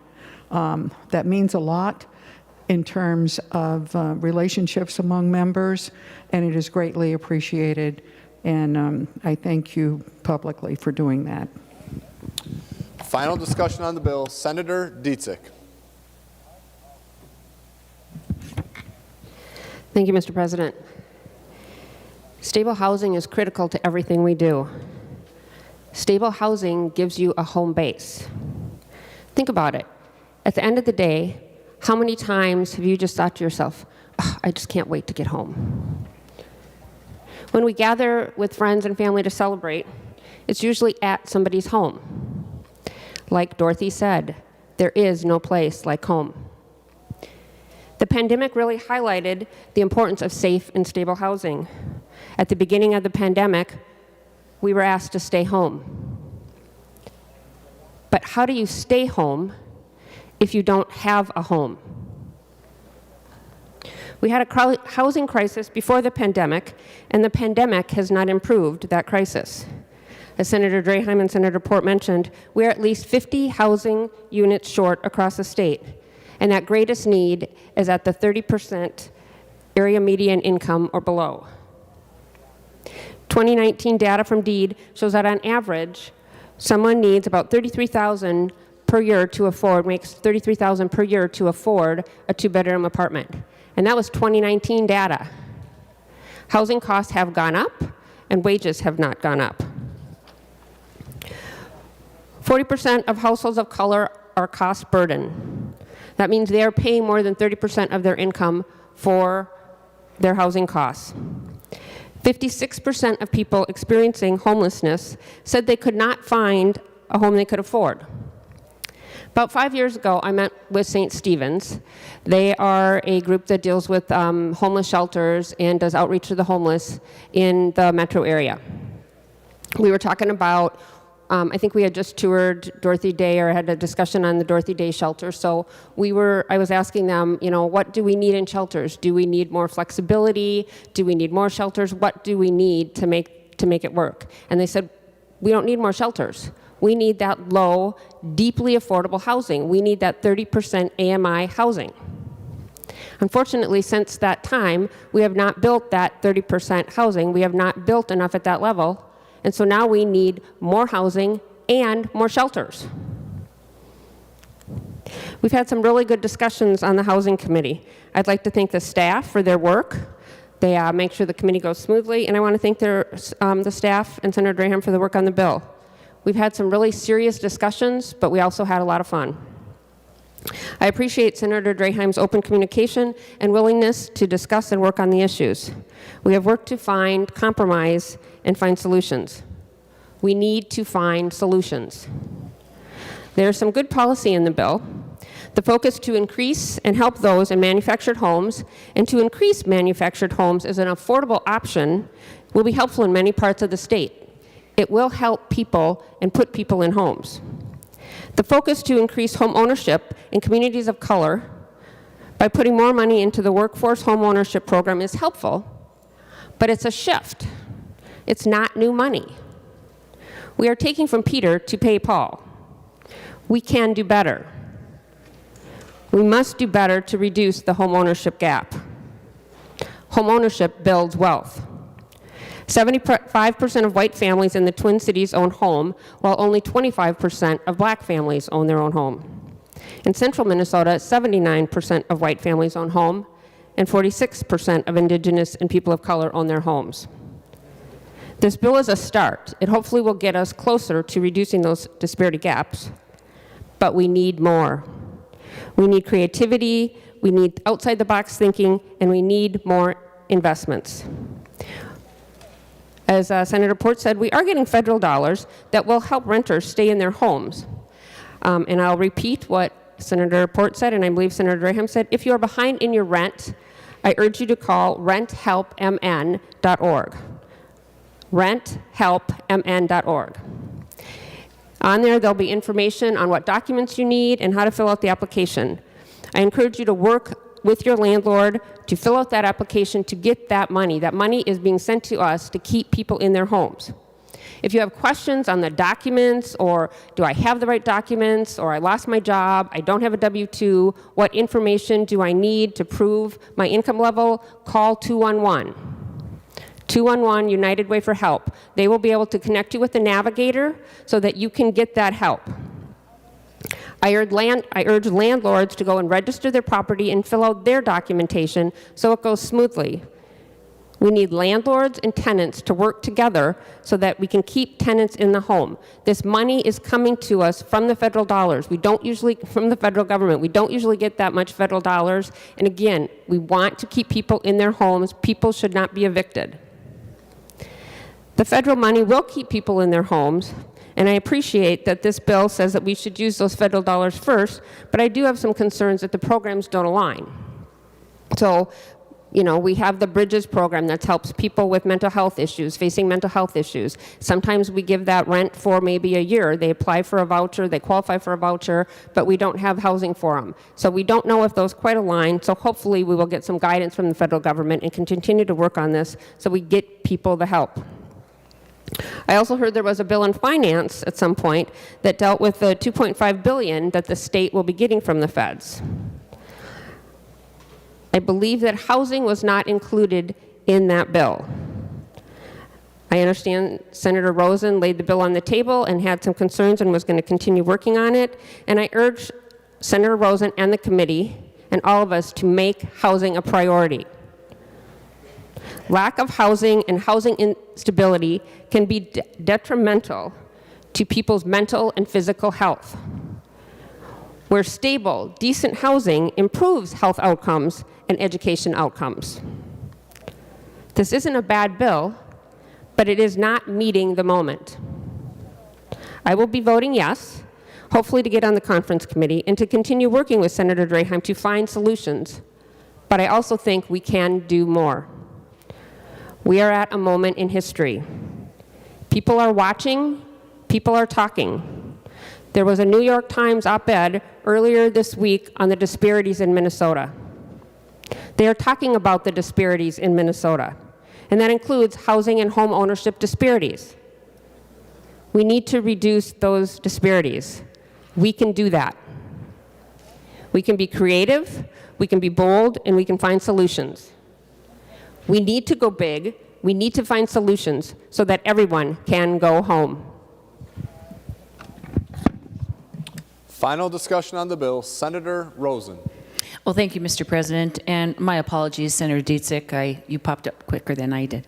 So I just would like to thank several people.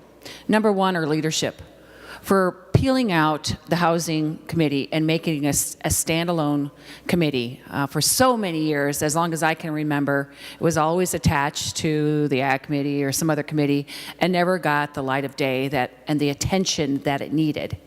And Senator Gazelka, you were smart enough to put Senator Draheim as the chair of this committee, and that was a very good move because he is passionate about this issue, along with the many members in this chamber. And Senator Dietzich, thank you for your work on this also. You have been just a very good partner with Senator Draheim, and it's greatly appreciated. I, too, have learned a tremendous amount in this committee, and it's almost humbling. And the one thing I have learned from Senator Draheim is that housing is the great equalizer, along with a good education and broadband. But there's many things that we should be very grateful about with this bill. Instead of saying that the glass is half empty, the glass is half full. There's a lot to be very proud of in this bill. And it's complicated. You've got all this federal money coming, and we're trying to figure out how this is all going to fit in and what else is coming with another third package from the president on an infrastructure bill. So, members, this conversation is not over with. But a no vote in this bill is a little, I say, disingenuous, because there has been so much attention and thoughtful work on this bill to move it forward. And going into conference committee, I think, Senator Draheim, you have a very, very good stance here. And I want to thank you for your work on the Challenge Grant program. And that was something that did work for a while until the communities and the developers realized that the business application was too onerous. It was very difficult to apply for it. There was other limitations, such as an income restrictions and the prevailing wage, and it just wasn't getting utilized for the purpose that it was intended for. So thank you very much for the workforce housing ownership program and the development program that you have implemented. And let this bill work, members. Let it be implemented, let it work, and we're going to start to turn the trajectory. Because you're right, housing is extremely important. It's one of those legs on the stool that is so critical for our communities. But I think we have the right players in place, and with all the members in this chamber working in that direction, we are going to get it right. So I do urge a green vote on this. Thank you. Final discussion on the bill, Senator Frentz. Thank you, Mr. President. I was not going to rise to speak to this bill, but I'd appreciate the members giving me just a moment. First of all, Senator Draheim, to see you here working on this level of importance to our state after meeting you so many years ago at Lake Washington just makes this Mankato guy proud, and I want to tell you thank you for your work on the bill. Senator Rosen, you know I like working with you. I know you know I like working with you, and you know I know you know like work with me, whatever that means. But I'll say this. This bill has a zero target. I'm a no vote on this bill because of the target. All the work that's been put in is very valuable. The comments of Senator Dietzich and Senator Draheim go right to the heart of it. These are experts. But we have a housing issue and we have a zero target, and that by itself should lead members to consider a red vote. Thank you, Mr. President. Final discussion on the bill, Senator Draheim. Thank you, President Miller, and thank you, members, for the discussion today. I'm glad we're passionate about this issue. I'm glad we're discussing this issue. I've tried to bring it to the forefront the 5 years I've been here. And it is the great equalizer that has been mentioned before. If we really want to help people all across the state, we need to have a pathway to home ownership. And when we have that pathway to home ownership, there are great outcomes that happen. It is proven. There are statistics that show that our kids will do better. Mental health, health care, education, all increases with home ownership. So it's building a community. And I think the 5 years I've been here, I think we've spent more money on housing than any previous 5 years, going back decades. So I think we are headed in the right path. You know, we're not all going to agree on every aspect of this bill, and partially because we're very protective of our homes and what we perceive as what the right thing to do to build a community. But we have to work together. What we've done the last 40 years hasn't worked. You know, we are on the bottom of a lot of statistics here in Minnesota. So we need to change what we're doing. This bill addresses some of those changes I think will head us in the right direction. You know, as far as the target goes, we have to play in the field or play the hand we were dealt. And we had a lot of federal money come in. We tried to balance the federal resources that came in with our budget that we had to work with. I think we put together a really good bill, a very thoughtful bill that reflected the needs of the state. So I appreciate that. But, you know, a couple last quick comments. I'd like to thank again the staff that worked really hard all year. I'm a pusher. I like to get things done. Both sides of the aisle, nonpartisan staff, all worked hard in this area, and that's really important. They really help us shine as senators, and I don't think we appreciate them enough sometimes.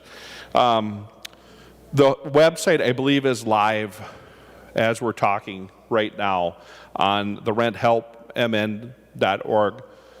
So please, when you send out your weekly email blast to your constituents, put a blurb in there about this.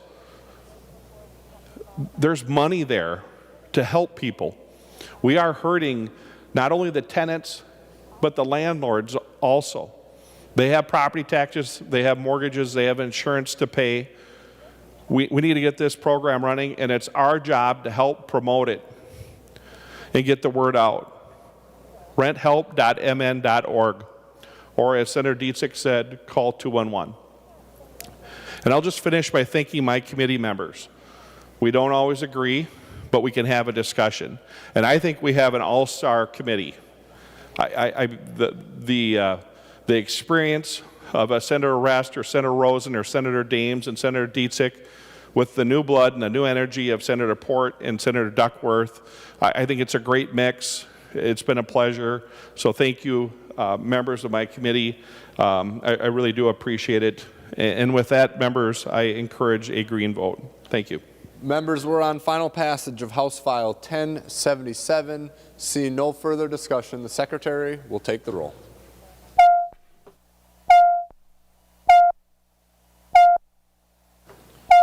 Members in the retiring room and the President's office, please come to the chamber to vote.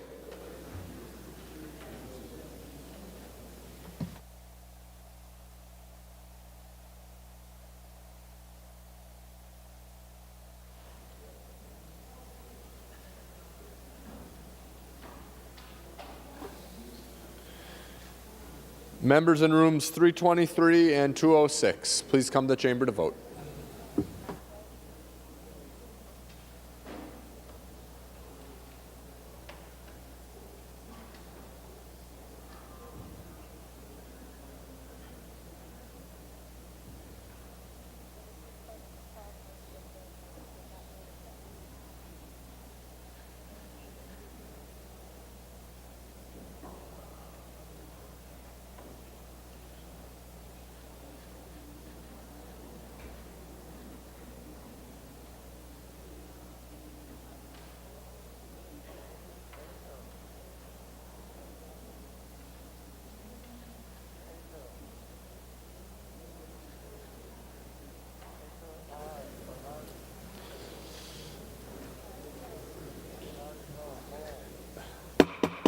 Members, just a reminder, we are under a roll call vote, so you should be not congregating or having discussions with other members on the Senate floor. You can have those discussions off the Senate floor.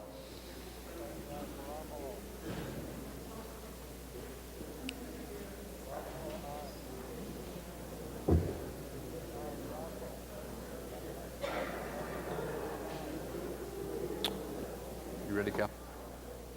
I'll call on Senator Frentz to report the votes of the members voting under Rule 40.7. Senator Frentz.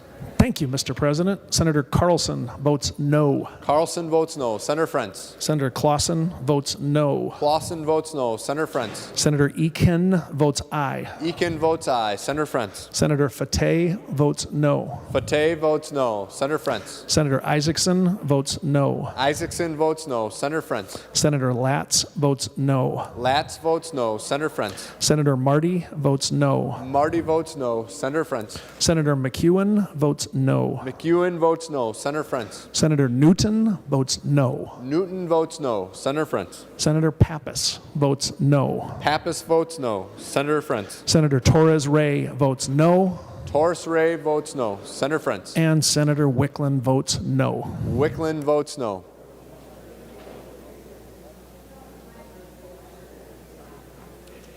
Senator Jasinski.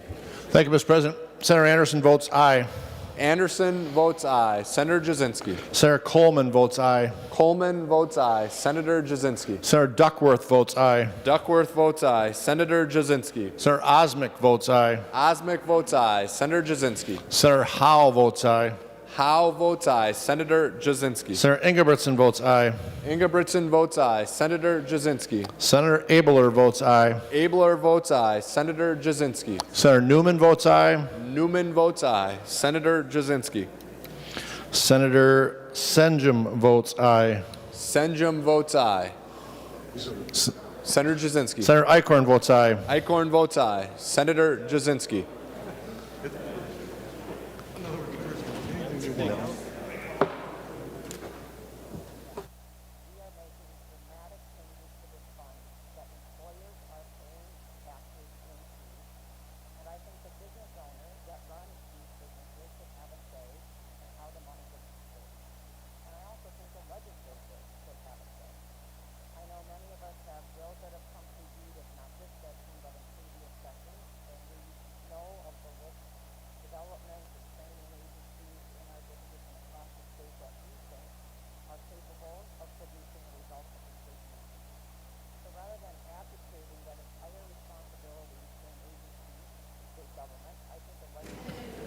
Senator Jasinski. Thank you, Mr. President. Senator Matthews votes aye. Matthews votes aye.